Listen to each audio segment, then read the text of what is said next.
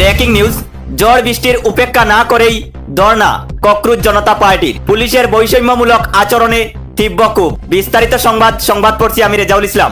আকাশ ভাঙ্গা বৃষ্টিও দমাতে পারল না প্রতিবাদের আগুন। একদিকে অবিশ্রান্ত বৃষ্টি আর অন্যদিকে ককরুজ জনতা পার্টির বিশাল প্রতিবাদ ও অনশন কর্মসূচি।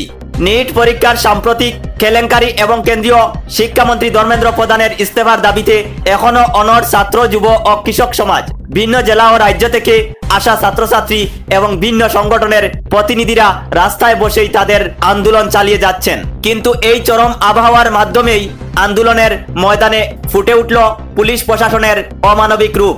গতকালকের বিক্ষোভ কর্মসূচিতে দেখা যায় এক অভূতপূর্ব ও বৈষম্যমূলক দৃশ্য।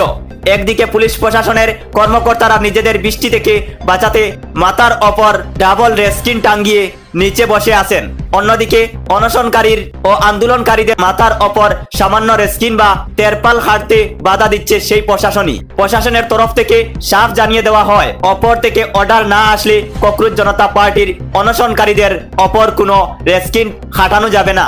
এমনকি বৃষ্টির কারণে আন্দোলনকারীরা রোগে আক্রান্ত হতে পারেন। এমন মানবিক আবেদনও প্রশাসনের অনড় মনোভাবের কাছে ধাক্কা খায়। আমাদের সুরক্ষার জন্য, ঝড় তুফান থেকে বাঁচার জন্য অপরে একটা রেস্কিন পর্যন্ত ডাকতে দিচ্ছে না প্রশাসন, বলছে অপর থেকে অর্ডার নেই।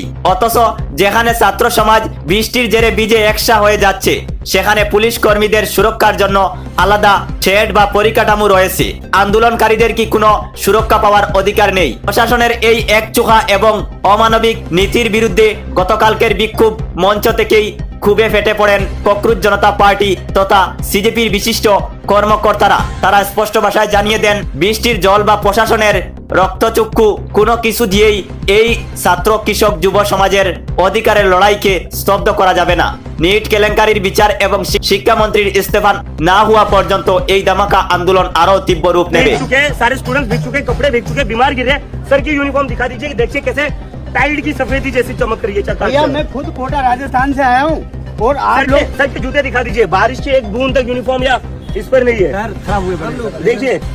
देखिए सर को देखिए, सर की यूनिफॉर्म कैसे चमक रही है। और सर कह रहे त्रिपाल नहीं लेकर जाने देंगे, स्टूडेंट को भीगने दीजिए जब तक ऊपर से आदेश नहीं आता है।